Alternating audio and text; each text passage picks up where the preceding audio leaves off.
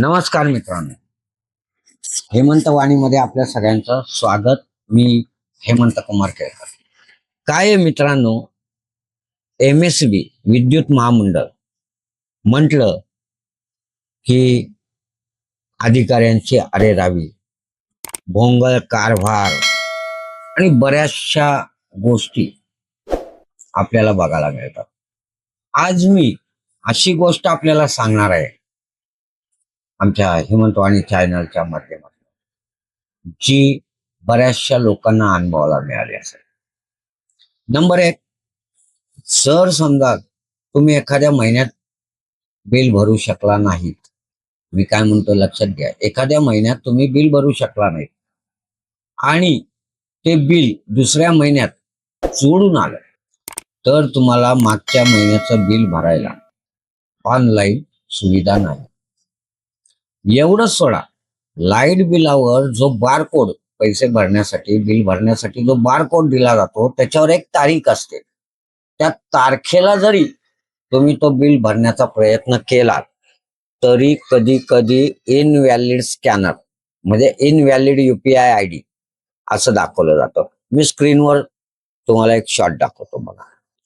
पाहिलं त्याच्यात काय सांगितलंय? Invalid UPI ID.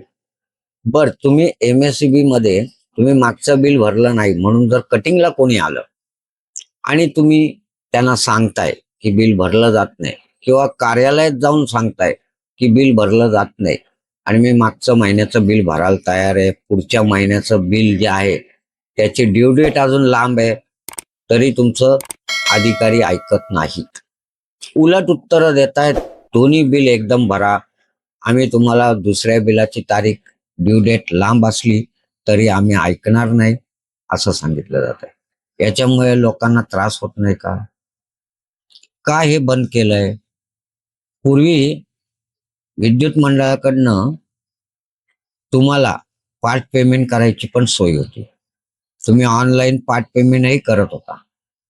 पार्ट पेमेंटची सोय महाराष्ट्र विद्युत मंडळाने आणि देवेंद्र फडणवीसच्या सरकारने ती बंद केली.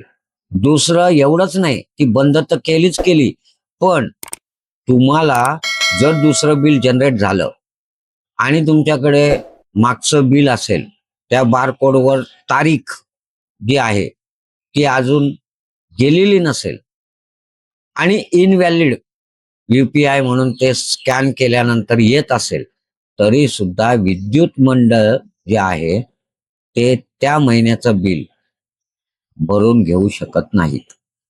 ते उत्तर अशी देतात की आमच्याकडे ते बिल भरण्याची सुविधा नाही, आम्ही ते करू शकत नाही, सिस्टीमने ते लॉक केलेलं आहे. यामुळे ग्राहकांना जे नुकसान होतंय याकडे सरकार डोळे उघडे करून बघणार आहे का?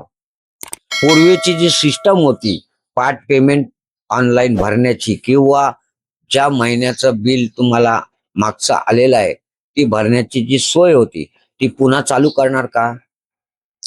डोंबिवलीमध्ये जे ज्या उपअभियंता आहेत यांच्याशी, अभियंत्यांशी आम्ही याबद्दल बोलण्याचा प्रयत्न केला, पण उपअभियंता ज्या आहेत त्या मॅडम इतक्या माजरड्या आहेत की मागच्या महिन्याचं बिल भरायला आलेल्या माणसाचं बिल भरून घेत नाहीतच, पण दुसऱ्या बिलाला मुदत जास्त असताना, म्हणजे अजून ती निघून गेलेली नसताना, त्याला 10-15 दिवस बाकी असताना सुद्धा सगळं एकत्र भरा, आम्ही कटिंग थांबवणार नाही, अशा प्रकारे अडवणुकीकर्त्यांचा अनुभव आला.